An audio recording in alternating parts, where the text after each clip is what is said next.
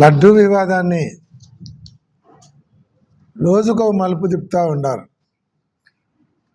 మళ్ళా లడ్డు తిరుమల తిరుపతి లడ్డు పోయి కొత్తగా మళ్ళా శ్రీశైలం లడ్డు విషయంలో కూడా చంద్రబాబు నాయుడు గారు దాన్ని కూడా శ్రీశైలం లడ్డు విషయాన్ని కూడా ఒక వివాదాస్పదంగా తీసుకొని వచ్చినారు.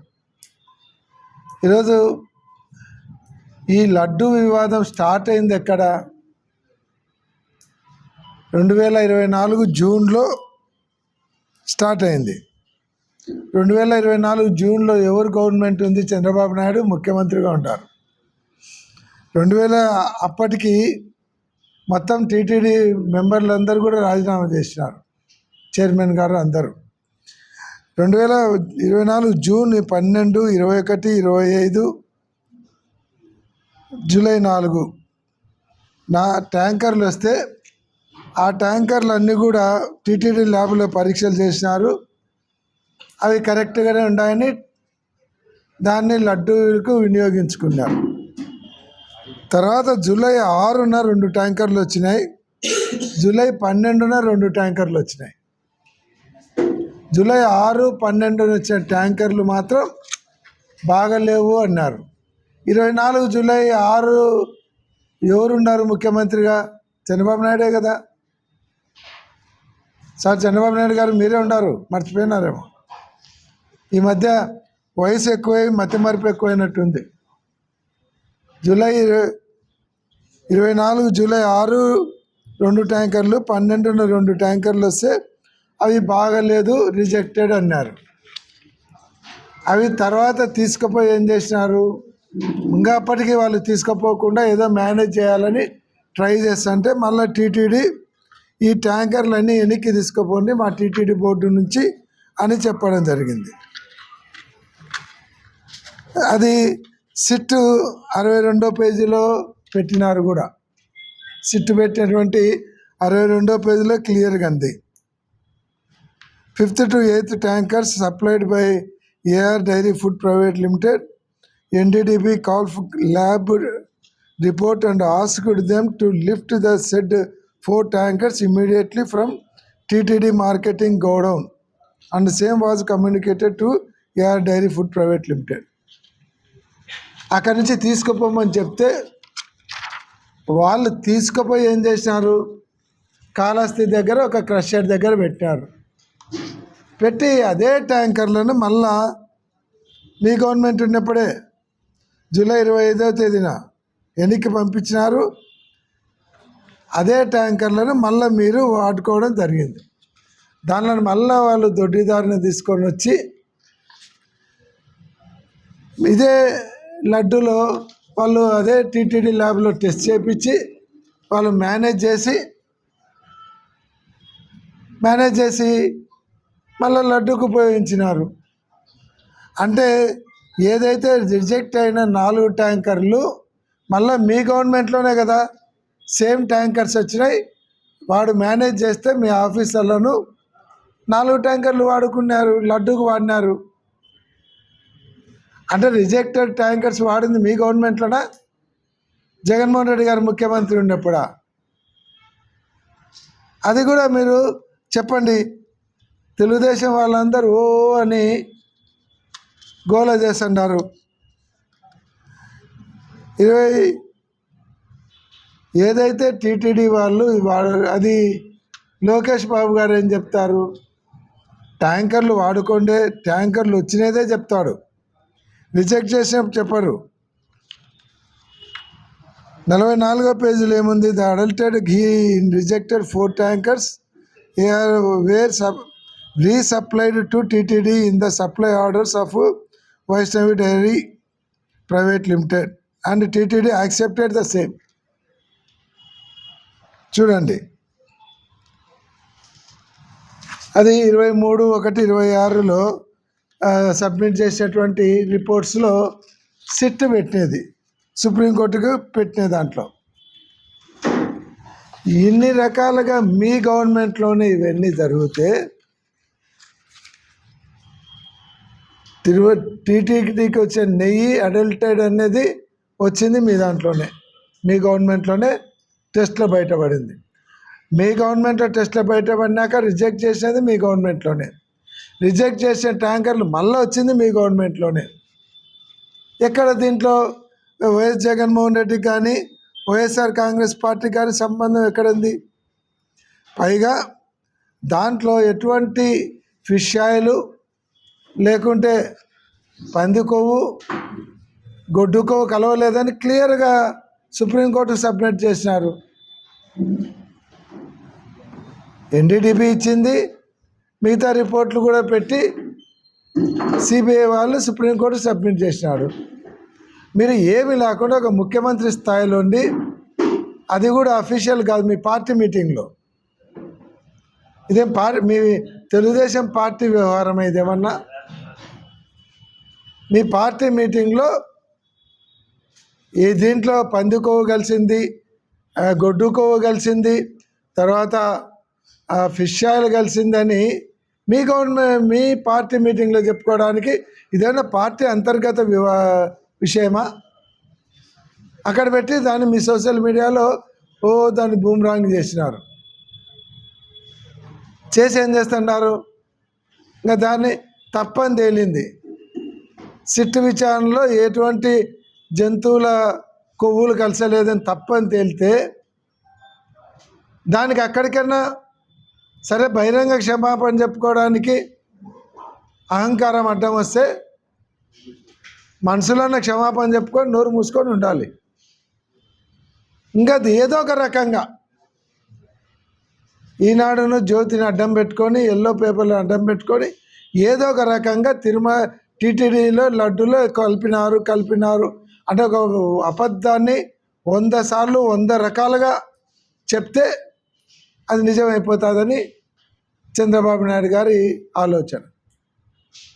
ఆ రకంగా అబద్ధాన్ని కూడా నిజం చేపియాలి, నిజమని నిరూపించాలి అని తాపత్రయం ఎక్కువైపోయింది. పోనీ వైవి సుబ్బారెడ్డి గారి పేరు కానీ లేకుంటే కరుణాకర్ రెడ్డి పేరు కానీ ఎక్కడన్నా సిబిఐ ఛార్జ్షీట్లో ఉందా? లేదు కదా.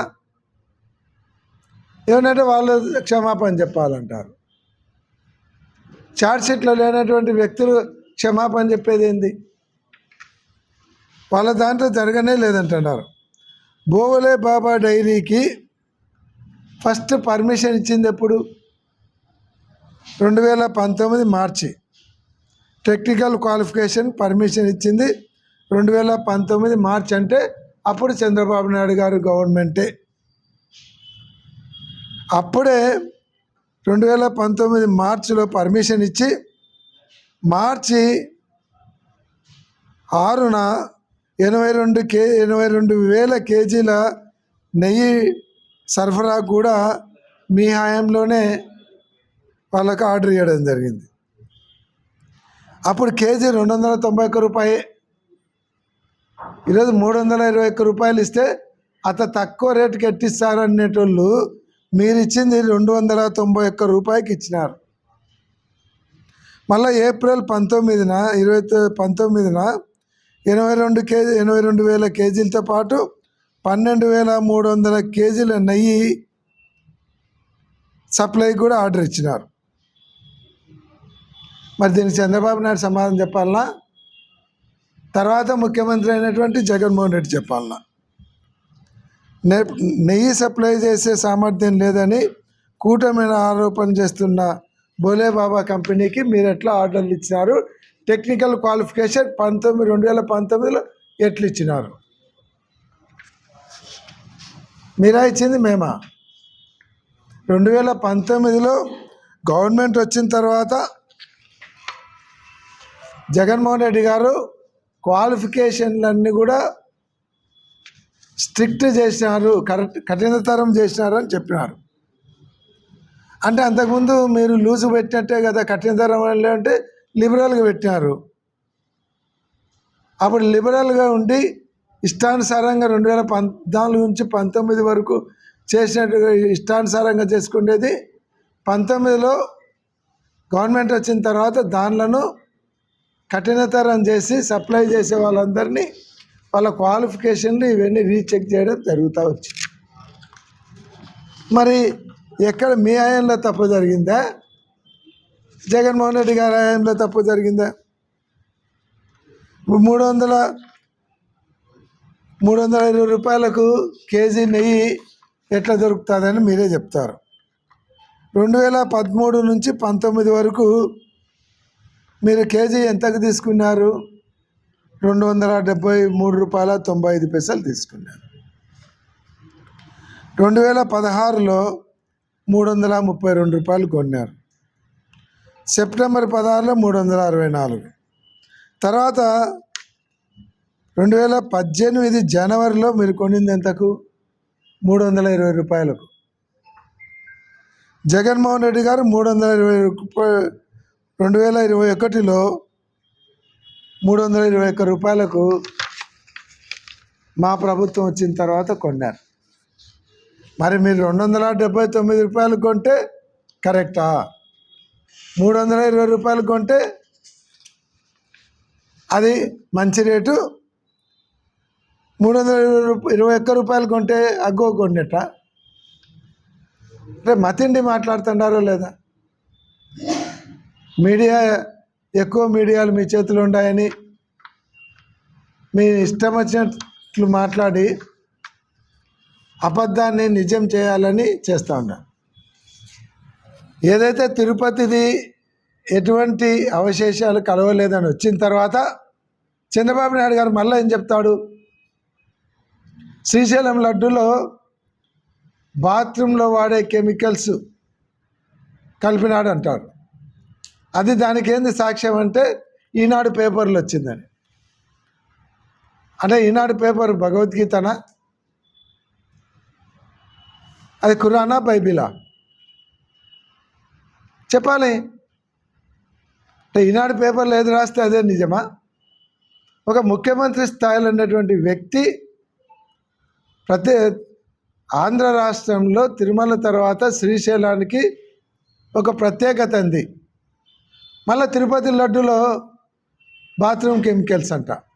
నోట్లోంచి మాటలెట్లు వస్తాయి? పంది కొవ్వు, గొడ్డు కొవ్వు, ఫిష్ ఆయిల్, బాత్రూంలో కడిగే ఫినాయిలు. అసలు నోట్లోంచి ప్రసాదం గురించి అంత చీప్గా మాట్లాడి హిందువుల మనోభావాలు దెబ్బతినేలాగా,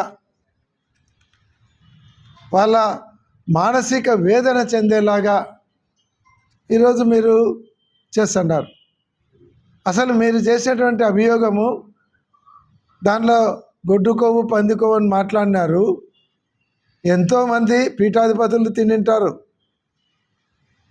ఎంతోమంది భక్తులు తినింటారు, నిష్ఠతో ఉన్నటువంటి బ్రాహ్మిన్స్ తినింటారు, మఠాధిపతులు తినింటారు, తిరుమల తిరుపతిలో ఆలయంలో పనిచేసేటువంటి పూజారులు కూడా తినింటారు. అంటే వాళ్ళందరూ మాంసాహారం తిన్నట్ట మీరు చెప్పిన ప్రకారం? ఎట్లా మాట్లాడుతున్నా? వాళ్ళు ఎంత బాధపడింటారు. ఒక ముఖ్యమంత్రి చెప్పినారంటే నిజం అనుకుంటారు, ఎన్నో రిపోర్ట్లు చూసి చెప్పింటాడు అనుకుంటారు. తర్వాత ఊపిరి పీల్చుకున్నారు. చంద్రబాబు నాయుడు అబద్ధం చెప్పినాడు, దొంగ మాటలు చెప్పినాడు, మనం అందరం కూడా పవిత్రంగానే ఉండామని ఊపిరి పీల్చుకుంటూ ఉంటాం. మళ్ళీ శ్రీశైలం లడ్డు బాత్రూమ్ కెమికల్స్ అంటాడు. అయ్యా, ఎవడన్నా సూసైడ్ చేసుకోవాలంటే బాత్రూంలో పోయి టెంప్టేషన్లో బాత్రూంలో పోయి బాత్రూమ్కి అడిగే గినాయిలో తాగి చచ్చిపోతుంటారు, సూసైడ్కు ఉపయోగించుకుంటారు. అటువంటిది లడ్డూలలో కలిపితే మరి జనం చచ్చిపోరా? కనీసం అస్వస్థకు గురిగారా? మరి ఎంతమంది హాస్పిటలైజ్ అయినారు, ఎంతమంది చనిపోయినారు బాత్రూమ్ కెమికల్ తాగి? అంటే దీంట్లో కలిపిన లడ్డు తిని ఒక్కరన్నా రిపోర్ట్ ఉందా? ఒక్కరన్నా హాస్పిటల్ చేరినట్టు? ఎందుకు హిందువుల మనోభావాలతో నీచ రాజకీయాల కోసం ఆడుకుంటారు? దగ్గర దగ్గర 80 సంవత్సరాల వయసు వస్తుంది చంద్రబాబు నాయుడు గారు. ఈ వయసులో నీ కుమారుని కోసమో నీ కుమారునికి సింహాసనం అప్పచెప్పాలనో జగన్మోహన్ రెడ్డి గారి ప్రతిష్ట పెరుగుతుంది, పార్టీ పుట్టగతులు లేకుండా పోతాయి. కాబట్టి జనంలో జగన్మోహన్ రెడ్డిని దోషం చేయాలని ఈ వయసులో ఇంత అబద్ధమైనటువంటి ఎంతోమంది మనోభావాలతో ముడిపడినటువంటి తిరుపతి లడ్డు శ్రీశైలం లడ్డు మీద ఇంత దిగజారి రాజకీయాలు చేయడం మీ వయసుకు తగదని నేను చెప్తా ఉన్నా. మీకంటే చాలా చిన్నవాళ్ళం వయసులో, ఆయన కూడా మేము చెప్పే పరిస్థితి వస్తుంది. మీ వయసుకు తగదు ఇది. రాజకీయాలను రాజకీయంగా చేయండి. రాజకీయ బురదలోకి, రాజకీయ రొంపిలోకి తిరుమల వెంకటేశ్వర స్వామిని, శ్రీశైలం మల్లికార్జున స్వామిని లాగాకండి, పుట్టగతులు లేకుండా పోతాయి.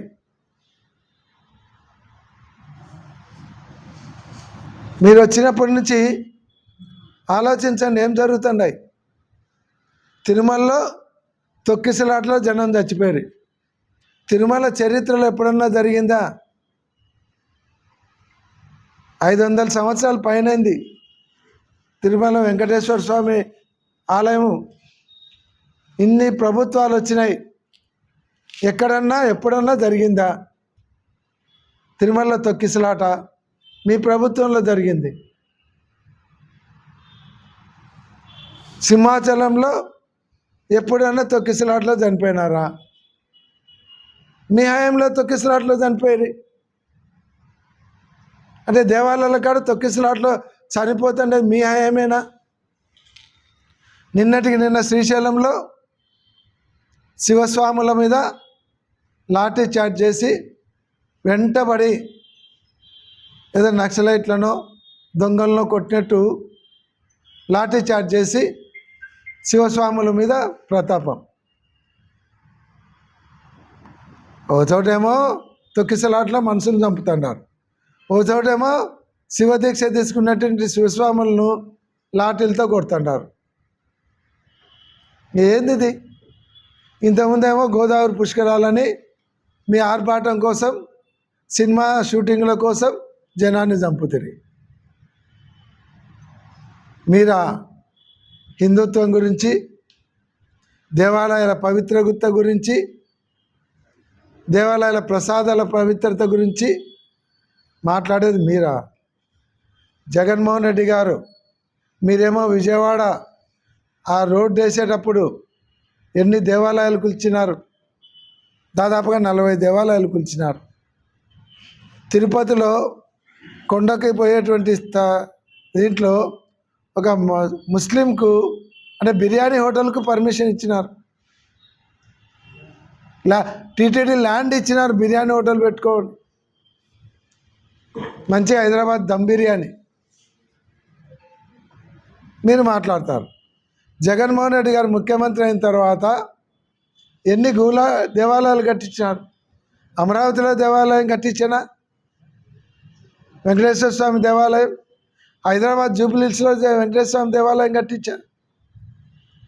తర్వాత కాశ్మీర్లో వెంకటేశ్వర స్వామి దేవాలయం కట్టించారు. పశ్చిమ బెంగాల్లో వెంకటేశ్వర స్వామి దేవాలయం కట్టించారు. అమెరికాలో దేవాలయానికి టీటీడీ తరపున సపోర్ట్ చేసి అమెరికాలో వెంకటేశ్వర స్వామి దేవాలయం కట్టించారు.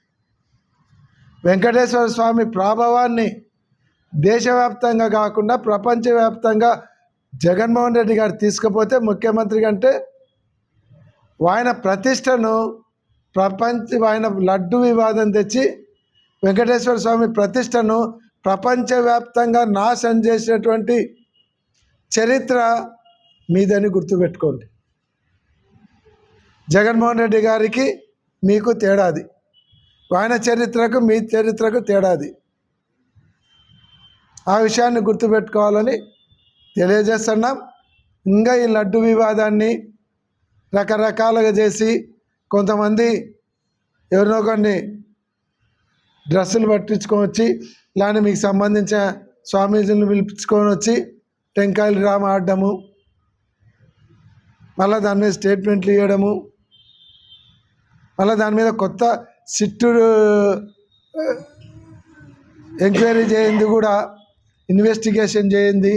మీరు ఇన్వెస్టిగేషన్ చేసినట్టు మీ 2 పేపర్లు ఉన్నాయి కదా, అవే భగవద్గీత, ఖురాను, బైబిల్ అయినట్లు దాంట్లో వచ్చిందని చెప్పి ఇంకా ఆంధ్ర రాష్ట్రంలో ఉన్నటువంటి ప్రతిష్టాత్మకమైనటువంటి వెంకటేశ్వర స్వామి, మల్లికార్జున స్వామి ఈ ఆలయాల ప్రతిష్టను దెబ్బతీయొద్దని చంద్రబాబు నాయుడు గారికి మేము మనవి చేస్తూ ఉన్నాం.